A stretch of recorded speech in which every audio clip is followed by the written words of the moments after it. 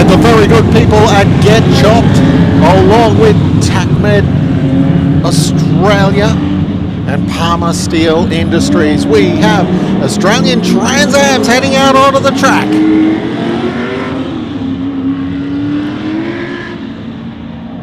Field is slightly down on what we would normally expect. 8 cars will be taking up. In fact, it looks like it's only going to be 7. We're missing 1 car from the field. But on pole position, we have the glorious gunmetal coloured Pontiac Firebird of multiple champion, at least 4-time TransAm champion, John English. Big 5.7 litre Pontiac Firebird, a Chevrolet Camaro by any other name, but a Pontiac Firebird. Starting alongside him, the Incredible Hulk from Tenkate Plant Hire, the Ford Mustang of Anthony Tenkate, that glorious looking green, Kermit green fastback Mustang.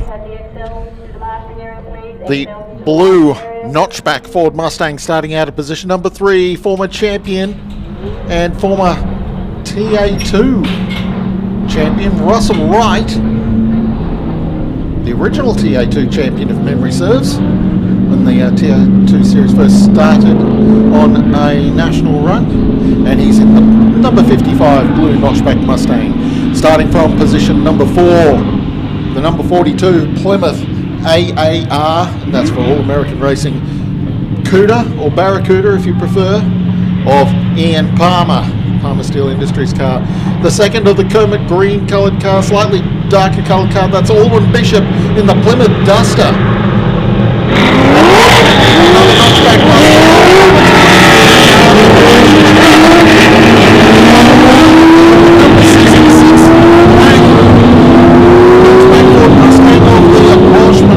Gareth Jones. We're missing Ron Prefontaine's white and red notchback Mustang from the field. They had problems in qualifying in the Well Pro Mustang, so we're a little bit short, but we've got 5 top class cars at the pointy end of this field, and the qualifying difference between English and Tenkate was razor thin. Palmer hasn't driven the Cuda for a while, so we can expect him to get faster as the day goes on.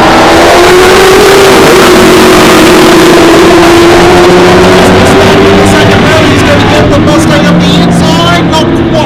Not quite close enough to try and get underneath English, so English leads away. Wright gets past Tenkate for second. No, Tenkate's going to hang on the high line to try and hang on to second place as they get onto the back straight here at Queensland Raceway. English from Tenkate, Wright, Palmer, Bishop with the Plymouth Duster, then Chad and Jones rounding out the field. They stream down towards turn 3 for the first time. English holds the lead. We can see that Bishop was trying to go around the outside of the dust of the fellow Plymouth racer in Palmer. Going to just follow them. They go right, looking to get some ground back. Cars right in the third position in the blue notchback Mustang.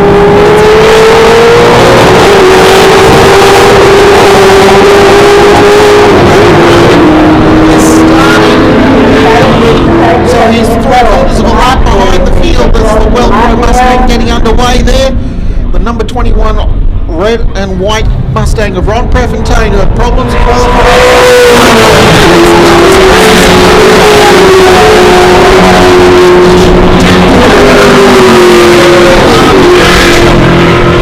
Chad and Jones with Prefontaine 3/4 of a lap behind the field. Actually, close to about 80% behind, maybe even 90% behind the field at the moment. 90% of the lap, that is. 8 cars in the field are on the back straight now. So Prefontaine's got some work ahead of him if he's going to stop the race leaders from lapping him before the race is done. Prefontaine running in the 5 litre class.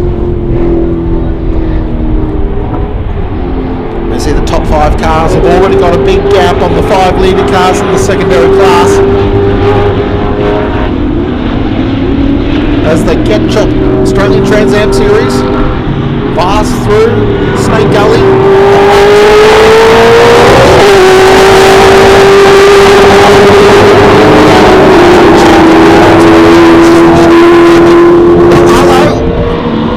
Oh, the race leaders are lapping Prefontaine already. In fact, the top three have all gotten underneath.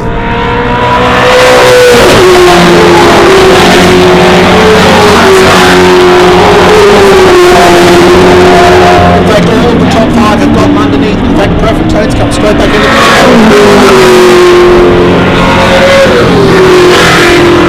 So it looks as though whatever the problems that Rob Prefontaine was having, and they haven't been able to fix it. We're looking up at turn 4 at the moment, and we're seeing that the Plymouths have swapped positions. Bishop ahead of Palmer now. Plymouth Duster, new to the Australian TransAm Series. Bishop debuted the car last year. Previously, Bishop had raced a Ford Mustang.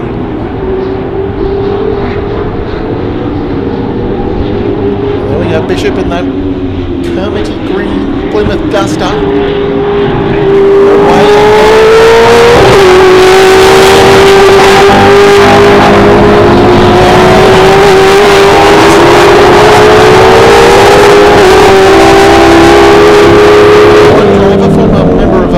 Jack Brabham's race team back in Brabham's heyday.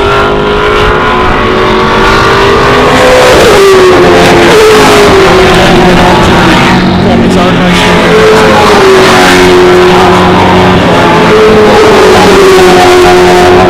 And gave his race team's name to the Barracuda Plymouth homologation.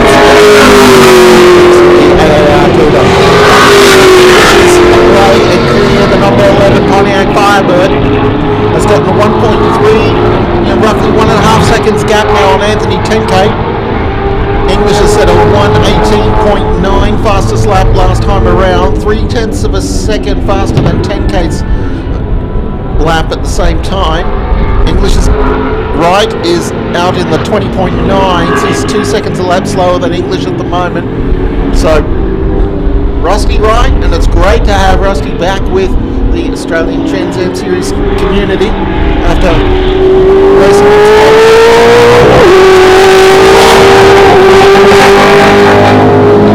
There's Rusty.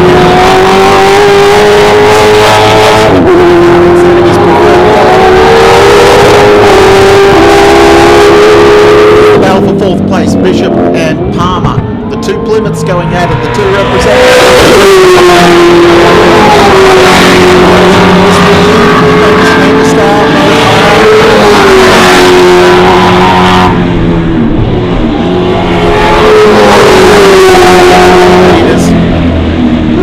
English and Tenkate, they've been at the front of TransAm Racing for a while now.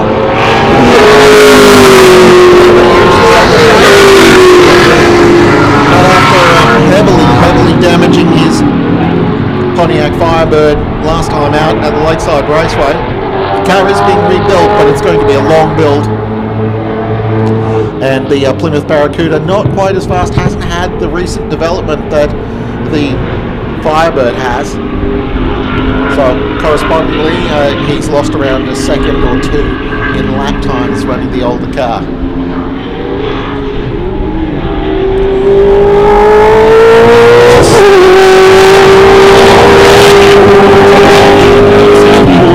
Fastback Mustang.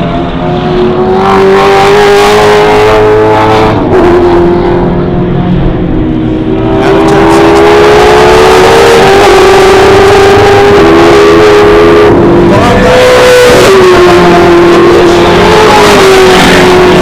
Over to the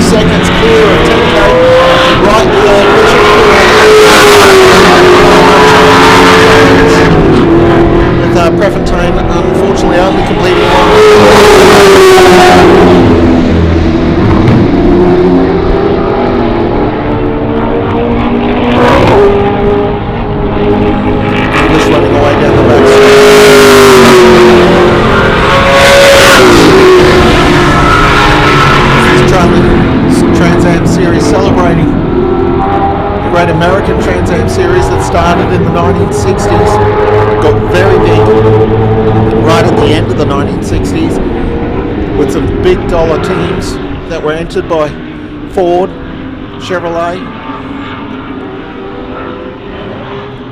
Chrysler.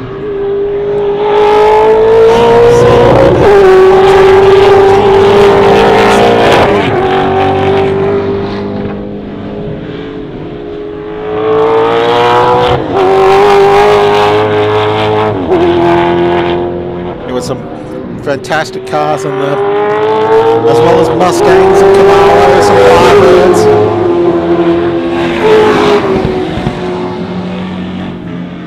AMC Javelins.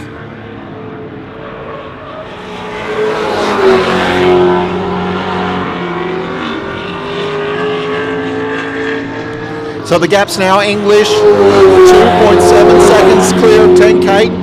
Russell Wright is almost 11 seconds behind English now in third. Palmer and Bishop still close together.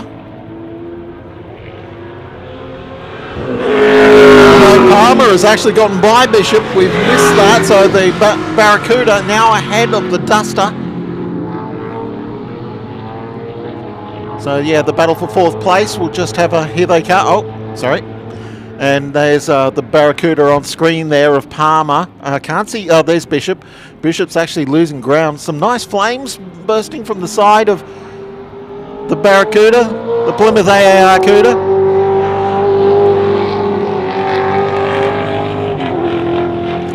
Big hi to our photographers out there, Mick Reynolds, of course, head of the MTR Images group.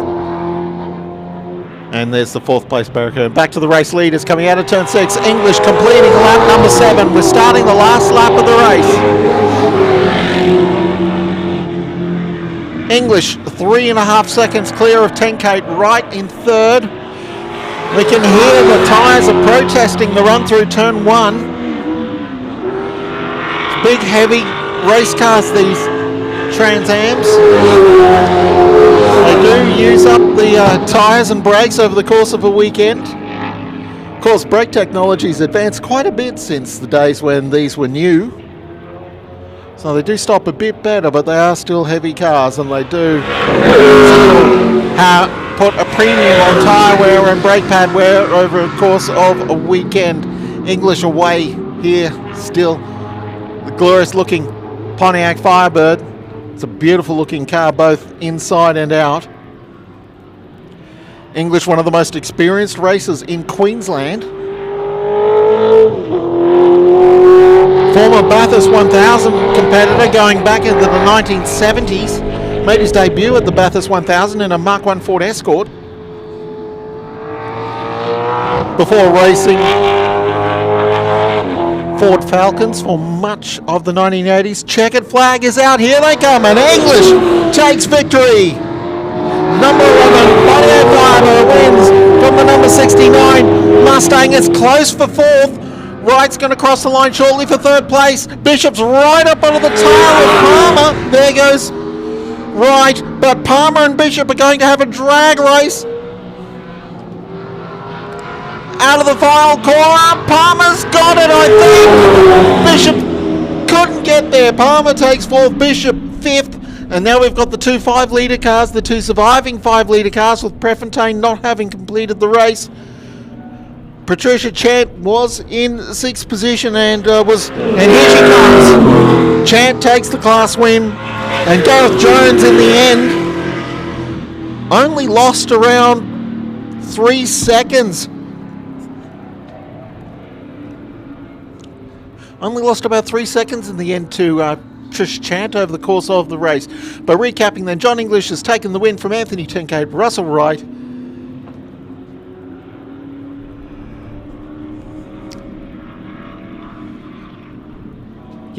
John English from Anthony Tenkate, Russell Wright.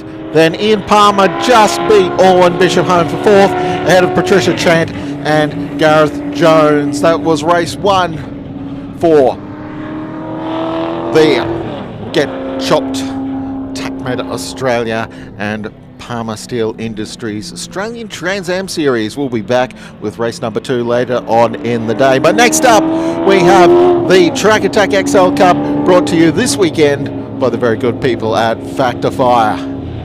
Check them out.